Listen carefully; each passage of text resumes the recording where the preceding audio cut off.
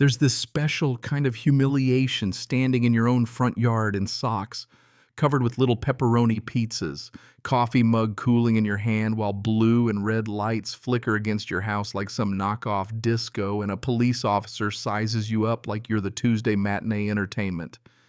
That's when I realized suburbia isn't about white picket fences, it's about surviving people like Brenda. Brenda. My neighbor was across the street in a tracksuit that looked like spring exploded on a sedan, waving her phone and her acrylic nail in my direction, shrieking at the top of her lungs. "He's doing it again, officer! He's staring. He's intoxicated.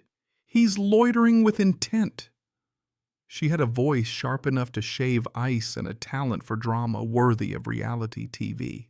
Officer Miller, hand resting a little too close to his holster, asked me, "Sir, do you live here?" "Yeah, I do," I said, holding up my mug. "Mortgage company might own the soul, but I painted the front door myself, midnight blue 3 coats." "And what were you doing just now sitting?" I replied. "In that rocking chair reading The Silent Patient," Brenda cut in, yelling about me casing the neighborhood, watching children plotting something nefarious. I almost laughed, thinking the only thing I'd been watching was a squirrel fighting a bagel. If that's a crime, lock me up. She kept going, demanding Miller add verbal assault to the report, harassment, menacing loitering. Miller looked like a man who joined up to stop bank robbers, not to mediate turf wars over bird feeders. His partner, a rookie named Davies, looked like he was fighting to keep a straight face. "License?" Miller asked. I patted my gym shorts wallet inside. "Can I go get it, or is that considered breaking and entering now?" He just waved me on. I grabbed my wallet while Brenda narrated the incident live to her Facebook group, probably warning about the local thug. "Handed over my ID?" "I'm a 30-year-old data analyst," I said. "Biggest rush I get is when a spreadsheet works first try." "Do I look like a criminal?" Miller eyed my socks and sighed. "We got a call. Had to respond. Suspicious person loitering." "You can't loiter at your own house," I said. "That's literally the point of owning one." Brenda started in again about me sitting outside too long. "Unnatural," she said. "He's running a drug ring." "I smell marijuana. That's mulch." "Brenda, you watch me put it down." She wanted me cited for impeding her peace. Rookie came back license clean, just a parking ticket from years ago. Miller handed it back. "Technically, you aren't breaking any laws." Technically, I shot back. I hope factually, too. He leaned in, tone dropping. "You're upsetting the neighbors. When they call, we have to come out. Maybe just take it inside for now." I glanced at Brenda, arms crossed, wearing a smug grin like she'd won a prize. That was it for me. If I caved now, she'd own my porch forever. Next, it'd be my driveway, my curtains, my right to breathe. "No," I said, "I'm not doing anything wrong. I pay my bills, I keep quiet, I'm not breaking the law." I marched back to my rocking chair, raised my mug, and stared right back at her.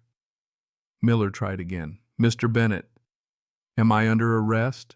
"No." "Am I being detained?" "No." "Then I'm finishing my chapter." I didn't read a word, just stared through my book like it was armor. Brenda screamed for my arrest. Miller finally told her, "Ma'am, he's on his own property. Please stop calling 911 unless it's an emergency." She howled about the moral fabric of the neighborhood coming undone as the cops pulled away. Brenda stood there filming me for another 3 minutes. I waved. She actually hissed, then slammed her door hard enough to rattle the windows. I sat outside longer than I wanted out of sheer stubbornness. I'm not confrontational by nature, but sometimes you just have to hold the line. Later, I checked Facebook. There it was. Brenda's post to the neighborhood watch group, "Criminal Elements in Our Midst." Video of me in my pizza socks, comments piling up. "Looks dangerous. Property values will tank. He's obviously on something." That's when I realized Brenda wasn't just a nuisance. She was gunning for my reputation. I got mad. That night, I searched up contractors near me. Big Mike's Decks and Renos, the kind of guy who advertises his ability to outbuild the apocalypse. I called him up. "Mike, I need the biggest deck you can legally build front of the house with a pergola and built-in seating." It needs to be Brenda-proof. Mike laughed gravelly and low. Difficult neighbors, I charge extra. If it's a good story, maybe I'll do it for free. Oh, it's a story, all right. Next morning, 7 a.m., sharp Mike's truck shook the whole street awake. His crew moved like a demolition team with a personal grudge. Brenda charged out pink robe and curlers quoting bylaws and city code. Mike was unbothered, permit taped to the window, every law memorized, even inventing invisible termites as a safety hazard. Brenda fumed, stomped back inside. 3 days the air was filled with sawdust and the sound of power tools. Mike's crew took lunch staring straight at Brenda's window, laughing, eating meatball subs. Brenda sent me a letter, $500 fine for visual nuisance, loitering, unauthorized modification. Mike told me she's throwing paper because she can't throw punches. Means we're winning. He suggested a privacy screen, angled cedar slats. From my side, I could see out. From Brenda's, nothing but a wall. The not knowing was pure torture for her. Friday deck almost done. Brenda called the police on Mike's truck, claimed it was abandoned. Officer came, wrote a ticket, no questions asked. Mike just looked at me, said, people who scream about rules, they're always hiding the biggest mess. That woman's got skeletons. Couldn't shake the feeling he was right. I hired a P.I. Sal Moretti office behind Vape Nation gold tooth hands like shovels. I told him the whole story. He grinned. Control freaks are always running from something. He took my money and got to work. Meanwhile, Mike and I installed security lights, 4K cameras tucked into lanterns covering every angle Brenda might try. Caught her on video trespassing and kicking my planners. It was ammunition if I needed it. Monday, Sal called me. Meet at the diner. Bring a pen.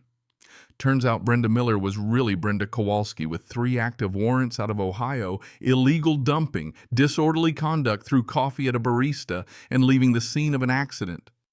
Changed her name, skipped town, never looked back. I had the manila folder in my hands, heart pounding.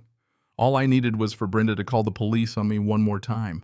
So Mike and I set up the ultimate bait, a lemonade stand on my driveway.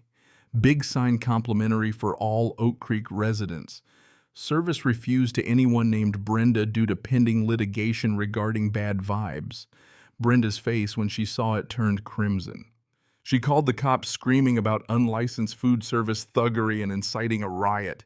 Officer Miller showed up already tired. Brenda demanded my arrest. I smiled, handed Miller the folder. Maybe check her record, I said. Brenda tried to slip away, but Miller ran her name, real name. The warrants were real. Brenda was arrested right there in front of half the block, screaming about lawsuits and vengeance. Mrs. Higgins watched, took a sip of coffee, went back inside. Miller asked about the lemonade, fresh squeezed with mint. He smiled. That's damn good lemonade, Mr. Bennett. Try to keep the noise down. I think complaints are going to drop off after today, I said, and for the first time I believed it. Mike looked at me, eyes twinkling. Did we just win? We didn't just win, I said. We loitered our way to justice. And here's what stuck with me. The loudest enforcers of the rules are sometimes running from their own mistakes. Power in the wrong hands is poison, but justice, sometimes you just have to hold the line and let karma do the rest. Ever had a neighbor cross the line or seen justice finally catch up with someone who thought the rules didn't apply to them? Drop your wildest HOA story or your thoughts about standing up for yourself down below. I'll be out here finally finishing my book on my porch where I belong.